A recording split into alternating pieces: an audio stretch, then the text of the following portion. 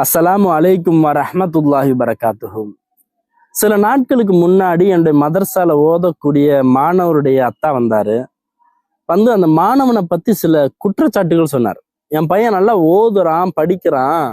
ஆனா தொழுகையோட விஷயத்துல ஏன் இவ்வளவு பொடுபோக்கா இருக்கிறான்? நீங்க மதரசாவுல அவனுக்கு தொழுகையை பத்தி ஆர்வம் மூட்டுறீங்களா? தொழுகையினால கிடைக்கக்கூடிய நன்மை, தொழுகைன்னா அவனுக்கு கிடைக்கக்கூடிய தண்டனைகளை பத்தி ஆர்வம் மூட்டுறீங்களா? அப்படி இருந்துச்சுனாக்க அவன் ஏன் தொழுகையில் இவ்வளவு பொடுபோக்காக இருக்க போறான் அப்படின்னு சொல்லி கேட்டார்.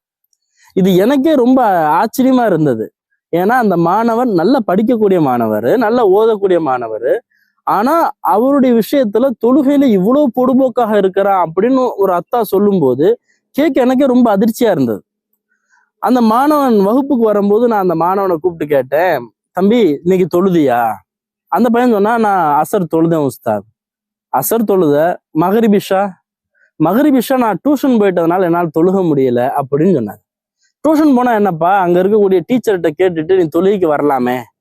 இல்ல ஹோம்ஒர்க் அதிகமா இருக்கறனால விட மாட்டேன்னு சொல்லிட்டாங்க அப்படின்னா. சரி காலைல ஃபஜர் தொழுதியா? இல்ல ஃபஜர் யாருமே எந்திரிக்கல, யாரும் என்னை எழுப்பல அப்படின்னு சொன்னாங்க.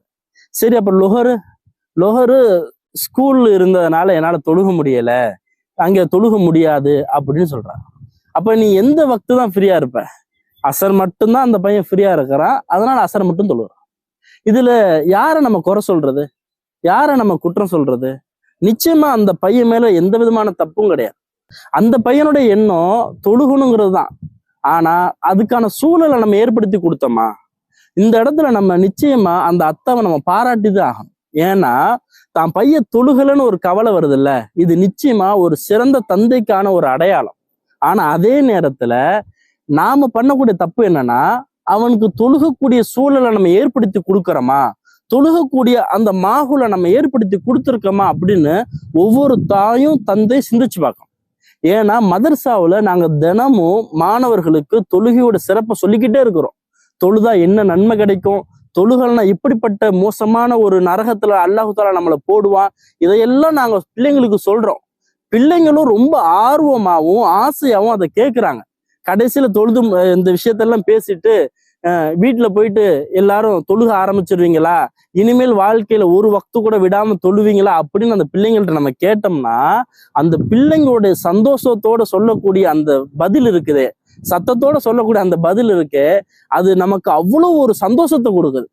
சரி ஓகே, பிள்ளைங்க இன்னைக்கு ஆர்வம் ஆயிட்டாங்க, இனிமேல் ஒரு வக்து கூட விட மாட்டாங்க அப்படின்னு நம்மளும் அடுத்த வக்துக்கு பிள்ளையை எதிர்பார்த்து பள்ளி வாசல நம்ம காத்திருந்தா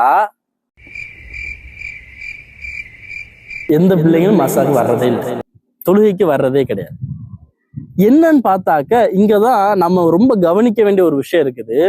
பிள்ளைங்க மதரசால இருந்து போகும்போது 100% தொழுகணுங்கிற அந்த நீயத்தோட தான் போறாங்க. ஆனா வீட்டுல போய் கதவை திறந்த உடனே வீட்டுல டிவி ஓடுது, செல்போன் இருக்கு. அப்ப இந்த மாகுல் அவங்களோட மைண்டை அப்படியே சுத்தமா மாத்திடுது. அப்ப அந்த தொழுகக்கூடிய எண்ணத்துல இருந்து அவங்கள கொஞ்சம் கொஞ்சமா பிரிச்சு கொண்டு போயிருது.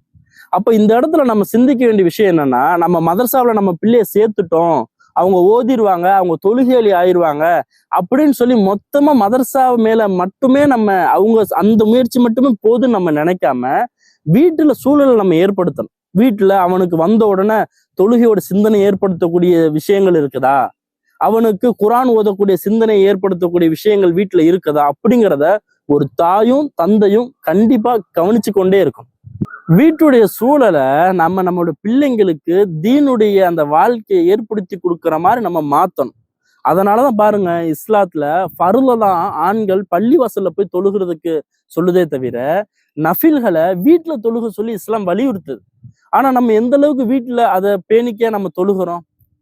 பாங்கு சொன்ன உடனே ஒழு செஞ்சுட்டு சுன்னத்தையும் நஃபிலையும் நம்ம வீட்டுல தொழுதுட்டோம்னாலே பிள்ளைங்களுக்கு ஆட்டோமேட்டிக்கா பாங்கு சொல்லிட்டாங்க, அத்தாவும் தொழுகைக்கு தயாராயிட்டாங்க, அப்ப நம்மளும் தொழுகைக்கு தயாராகணும்னு அந்த போனை தூக்கி ஒரு ஓரமா வச்சுட்டு டிவி ஆஃப் பண்ணிட்டு அந்த பிள்ளைங்களும் தொழுகையோட சிந்தனையோட பள்ளிக்கு வருவாங்க.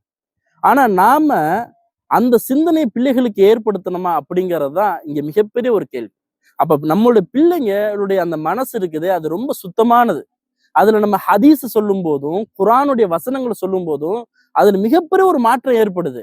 ஆனா வீட்டுக்கு போன உடனே அந்த சூழ்நிலை மாறிடுது.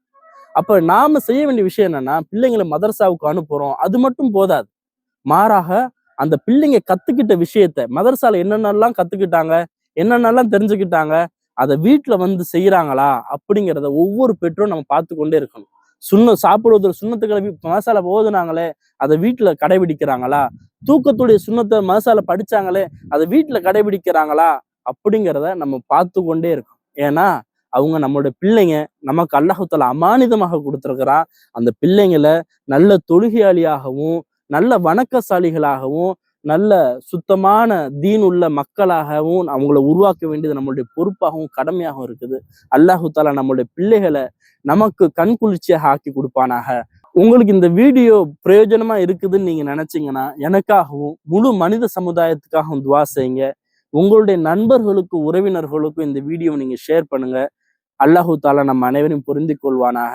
வாஹிர் தவானா அல்ஹம்துலில்லாஹி ரப்பில் ஆலமீன்.